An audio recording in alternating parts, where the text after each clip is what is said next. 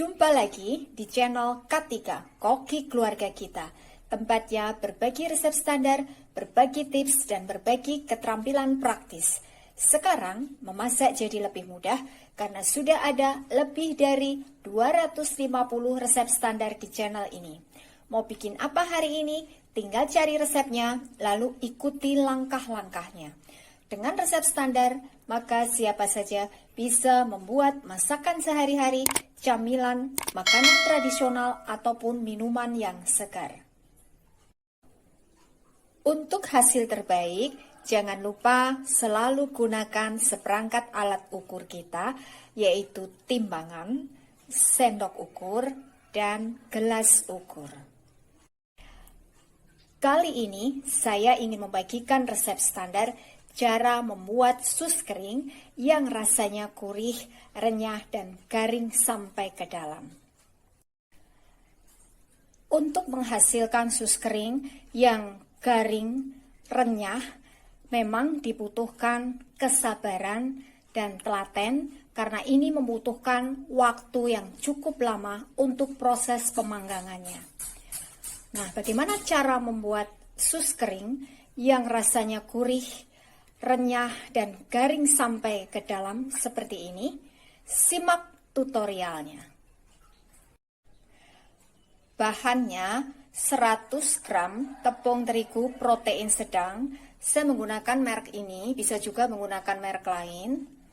100 gram margarin, 200 gram telur, kurang lebih 3 butir ukuran sedang, 200 ml air, 1/4 sendok teh garam halus.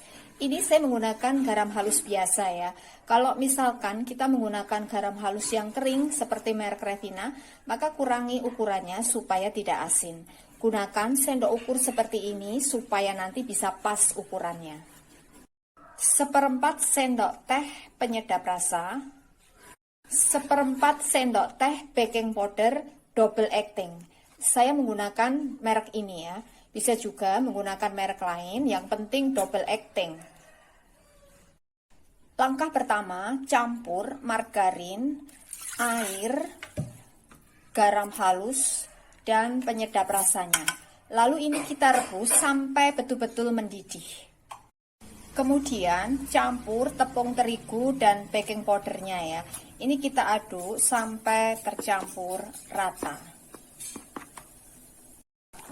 Ini sudah mendidih. Pastikan semua margarinnya ini mencair ya. Setelah mendidih seperti ini, matikan kompornya, lalu masukkan semua terigunya. Lalu ini kita aduk cepat ya, sampai menggumpal dan kalis. Jadi hasilnya harus kalis seperti ini ya.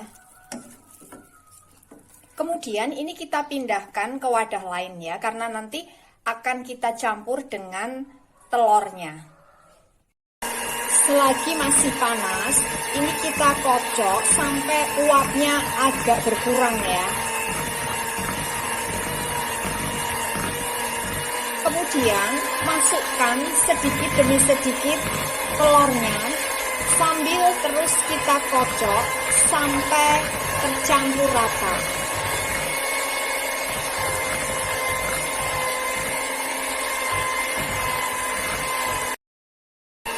Ini kita kocok sampai adonannya halus ya.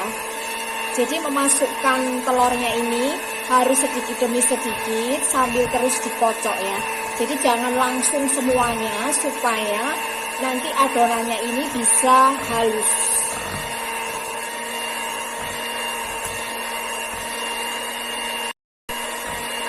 Ini adonannya sudah halus ya, sudah tercampur rata.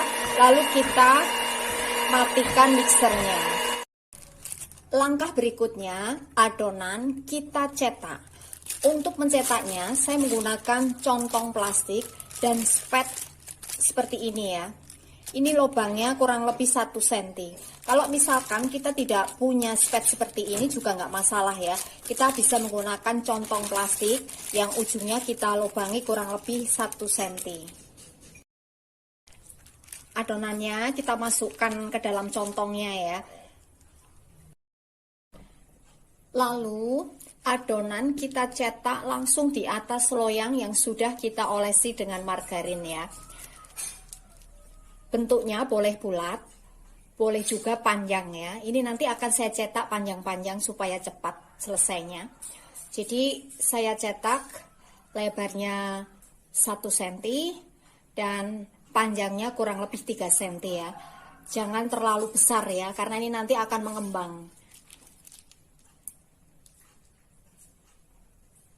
Kita cetak seperti ini, diberi jarak ya, karena ini nanti akan mengembang.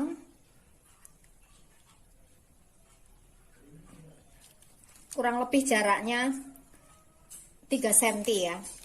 Lakukan hal yang sama sampai semuanya selesai. Kenapa mencetaknya tidak boleh terlalu besar? Supaya nanti hasilnya bisa kering, renyah sampai ke dalam. Semakin besar kita mencetak adonannya, maka akan semakin susah untuk keringnya. Jadi, kalau kita mencetaknya panjang-panjang seperti punya saya ini, maka idealnya lebarnya kurang lebih 1 cm, panjangnya 3 cm. Dan kalau kita mencetaknya bentuknya itu bulat-bulat, maka tidak boleh lebih dari 2 cm ya, supaya nanti bisa kering. Ini yang sudah selesai kita cetak ya. Lalu ini kita panggang, kita masukkan ke dalam oven yang sudah kita panaskan terlebih dahulu sampai betul-betul panas. Kalau oven kita dilengkapi dengan pengatur suhu atau termometer, maka gunakan suhu kurang lebih 180 derajat Celcius. Kemudian, kalau oven kita juga dilengkapi dengan api atas, maka ini kita panggang dengan menggunakan api bawah dan api atas sampai nanti betul-betul kokoh dan berwarna kecoklat-coklatan. Kenapa harus kokoh? Supaya nanti saat dikeluarkan tidak kempes. Karena nanti pemanggangannya akan kita lakukan 2 kali ya. Kalau kita menggunakan oven tangkring, maka tidak masalah ya, cuma butuh waktu yang lebih lama lagi.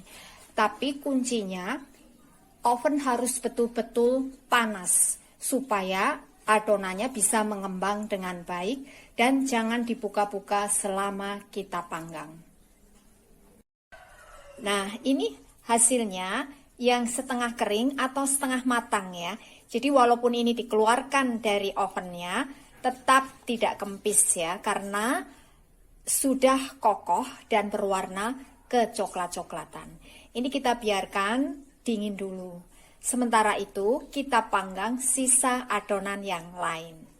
Lakukan hal yang sama ya, seperti tadi kita panggang sampai betul-betul kokoh dan berwarna kecoklatan. Setelah semua adonan selesai kita panggang sampai kokoh, maka ini kita panggang kembali dengan menggunakan api kecil atau suhu 150 derajat Celcius sampai kering. Nah, ini hasilnya yang sudah jadi ya, yang sudah kering. Kita lihat ya, apakah dalamnya ini memang kering ya. Kita patahkan. Ya. Jadi ini memang betul-betul kering ya.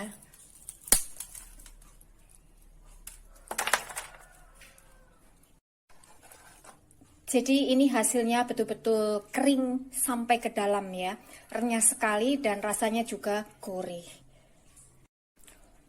Untuk hasil terbaik, maka kuncinya yang pertama, telur ditambahkan dalam keadaan adonannya ini sudah suam-suam kuku atau sudah berkurang uapnya. Tambahkan satu persatu sambil terus dikocok sampai adonannya halus. Yang kedua, panaskan oven sampai betul-betul panas sebelum kita gunakan. Yang ketiga, pemanggangan yang pertama, gunakan api bawah dan api atas dengan suhu kurang lebih 180 derajat Celcius. Panggang sampai adonannya ini betul-betul kokoh dan berwarna kecoklatan. Kalau kurang kokoh, maka saat dikeluarkan dari ovennya akan kempis. Jadi pastikan adonannya ini betul-betul sudah kokoh dan berwarna kecoklatan saat dikeluarkan dari oven. Selama kita panggang, jangan sekali-kali membuka pintu ovennya supaya adonannya ini tidak kempis. Yang keempat, pemanggangan tahap kedua, gunakan suhu kurang lebih 150 derajat Celcius atau menggunakan api kecil dengan api bawah saja. Panggang sampai betul-betul kering. Kalau kita menggunakan oven tangkring, bisa juga hasilnya kering. Cuma membutuhkan waktu yang cukup lama dan kita harus telaten juga. Ini adalah resep standar. Jadi, kalau kita ingin membuat dalam jumlah banyak, maka tinggal kalikan bahan-bahan yang ada di resep ini.